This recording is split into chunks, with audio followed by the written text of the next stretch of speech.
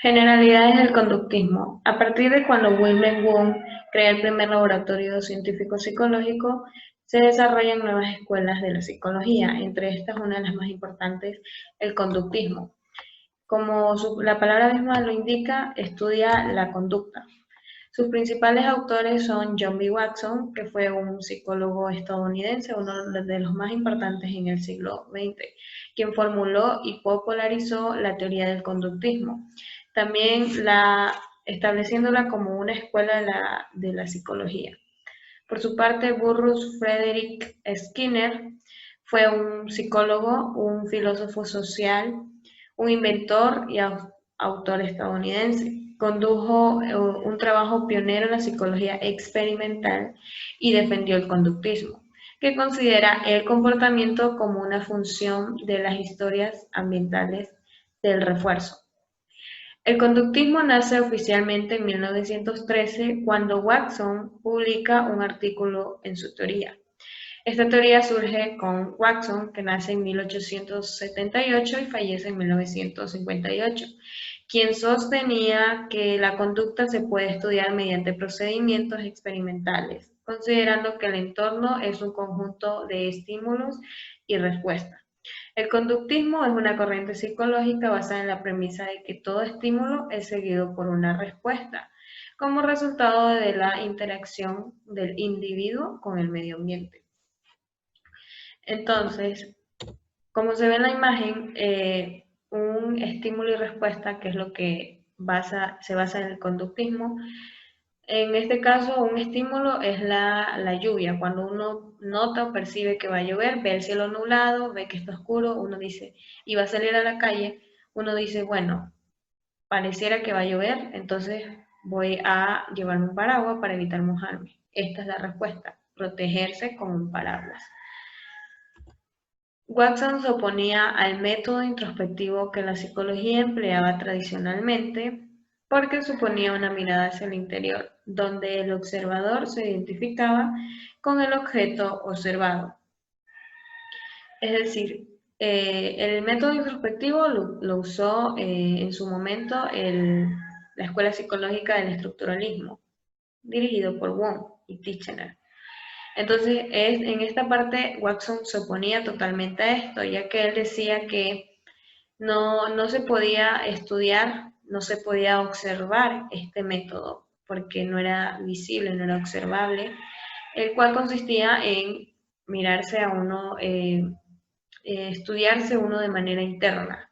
Yo mismo me estudio mis conductas, mi conciencia, por qué actúo, por qué no, de tal manera. Como se ve en la imagen de la parte de arriba, una persona está fijándose, está tratando de estudiarse a él mismo, por qué le suceden ciertas cosas, lo cual para Watson no tenía validez.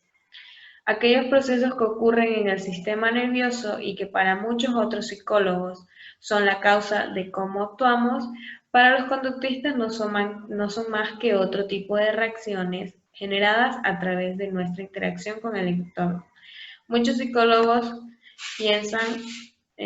pensaron en su momento o siguen pensando que cuando todo lo que nosotros realizamos hacia afuera, cómo actuamos ante cierta situación, cómo actuamos con cierta persona, es generado desde la parte de adentro, la parte fisiológica. Eso es lo que genera la respuesta al entorno, al medio ambiente que tengamos.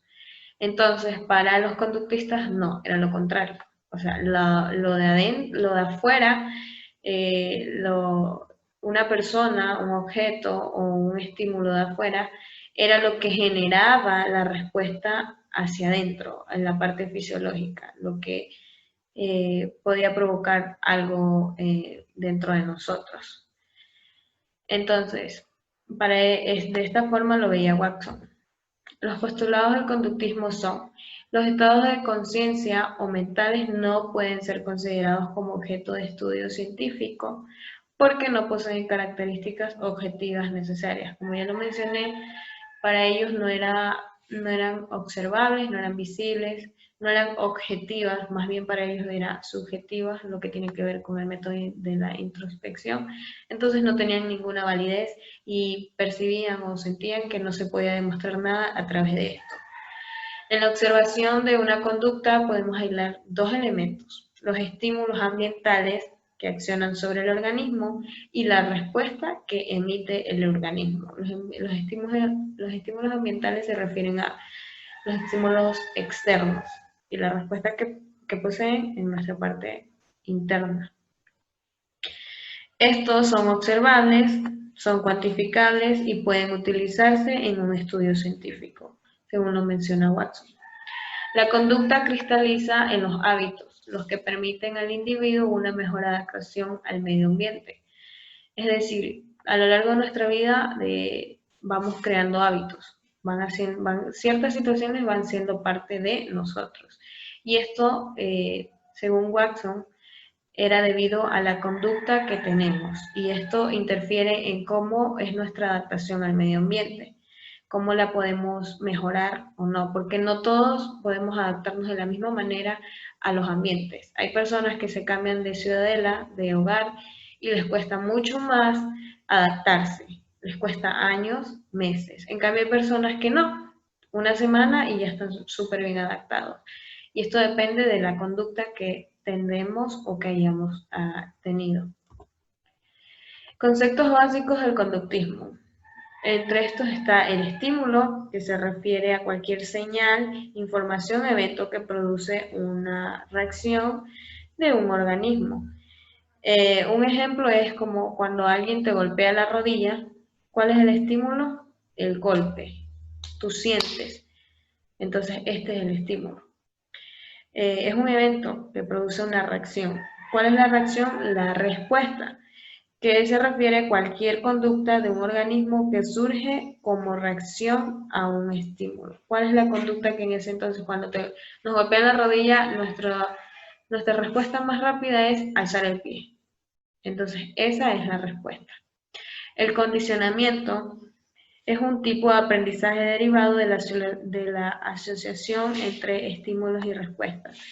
Cuando ya sentimos que ya, bueno, nos golpearon la rodilla y nuestra reacción fue alzar el pie, eso ya, siempre que venga un golpe o algo así, nosotros lo asociamos con lo que ya nos pasó una vez y cuál fue nuestra reacción.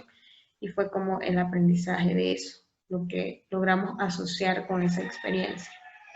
El refuerzo tiene que ver con cualquier consecuencia de una conducta que aumenta la probabilidad de que ésta vuelva a darse.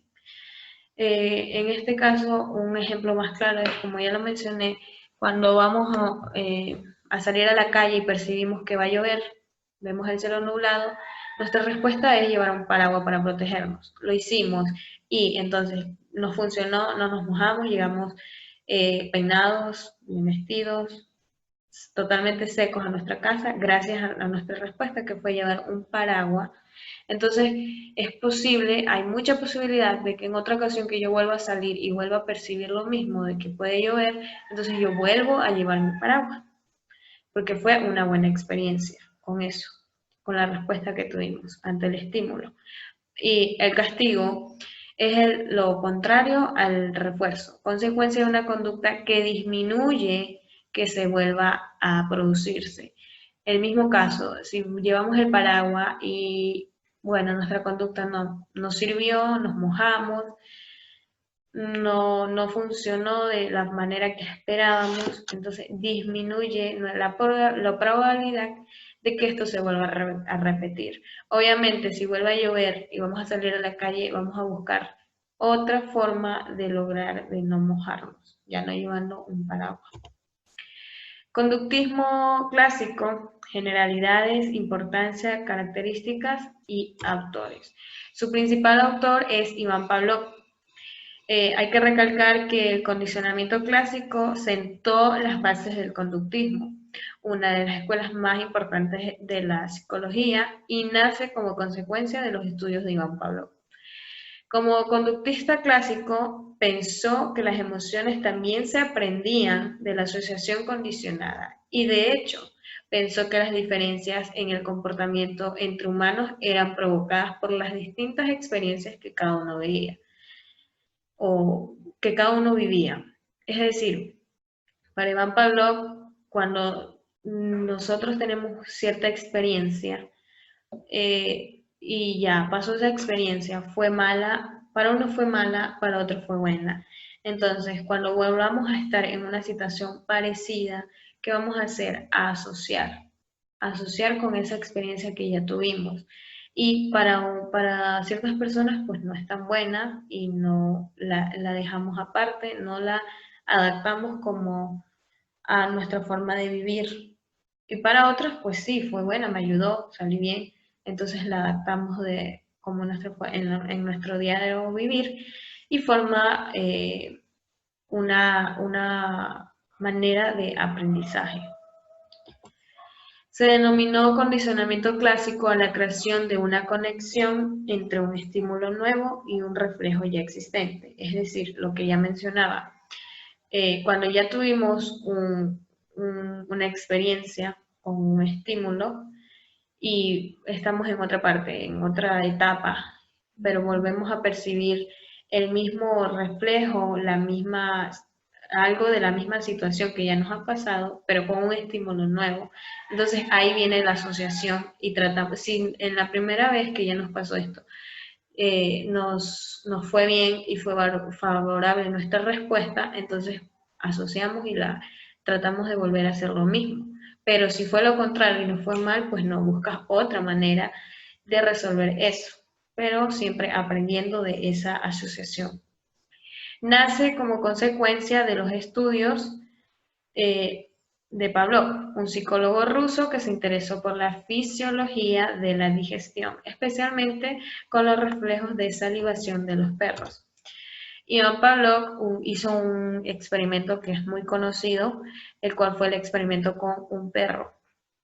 Esto se debía a que él notó que un perro, a medida que veía la comida, estaba salivando, sin siquiera tenerla en la boca, que es lo más común. Entonces él hizo que este perro lo encerraran en una habitación totalmente aislada, sin nada.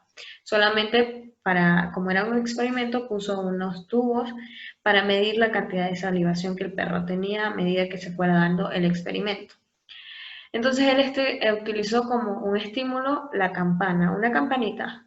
En esta, cuando el perro, como estaba totalmente aislado, él no podía saber cuando le traían la comida o no. Y para que él notara cuando traían la comida, sonaba la campanita. Ya, entonces el perro, bueno, como todo experimento, se van dando los resultados poco a poco. Con el paso del tiempo, entonces ya el perro escuchaba la campana y enseguida empezaba la salivación. Esto nos mostró que él asociaba el sonido de la campana con la comida. En este proceso diseñó el esquema de condicionamiento clásico a partir de sus observaciones. Tenemos lo que es el estímulo incondicionado, que es un estímulo que de manera automática provoca la respuesta en el organismo. En el perro, la respuesta automática era al ver la comida. Entonces, el estímulo incondicionado es la comida. La respuesta incondicionada es la respuesta que ocurre en el organismo de manera automática cuando se presenta un estímulo incondicionado. ¿Qué pasaba con el perro cuando veía la comida? Se le salía la saliva. Entonces, esta es la respuesta incondicionada. El estímulo neutro es un estímulo que cuando está presente en el medio no provoca ningún tipo